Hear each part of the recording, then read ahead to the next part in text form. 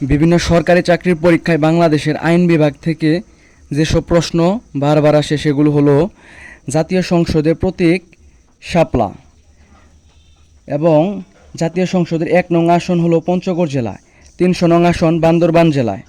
ঢাকা বিভাগের আসন সংখ্যা সবচেয়ে বেশি এবং মোট আসন 70টি ঢাকা বিভাগে, এবং ঢাকা জেলায় আসন 20টি। ঢাকা সিটি কর্পোরেশনে আসন সংখ্যা 15টি। ঢাকা দক্ষিণ সিটি কর্পোরেশনে আসন সংখ্যা 8টি এবং উত্তর সিটি কর্পোরেশনে আসন সংখ্যা 7টি। মন্ত্রীদের উত্থাপিত বিলকে বলা হয় সরকারি বিল। সংসদ সদস্যদের উত্থাপিত বিলকে বলা হয় বেসরকারি বিল। বিল উত্থাপন করতে চাইলে 15 দিন আগে থেকে লিখিত নোটিশ দিতে হয়। জাতীয় সংসদের বেসরকারি দিবস হলো বৃহস্পতিবার। জাতীয় সংসদ উদ্বোধন করা হয় 28 জানুয়ারি 1982। জাতীয় সংসদের লেকের নাম হলো ক্রিসেন্ট লেক এবং জাতীয় সংসদ 215 একর জমির উপর অবস্থিত এবং জাতীয় সংসদের স্থপতি লুই আই ক্যান, যিনি এস্তোনিয়া জন্মগ্রহণকারী মার্কিন স্থপতি।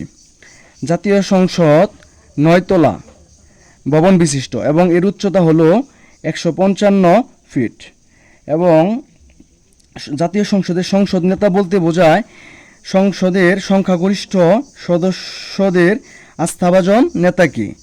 ওয়াক আউট বলতে কী বোঝায়? ওয়াক আউট বলতে সাধারণত বিরোধী দলের সদস্যরা সরকারি কোনো সিদ্ধান্ত অথবা স্পিকারের রুলিং প্রতিবাদে সংসদ থেকে বের হয়ে আসাকে বোঝায়।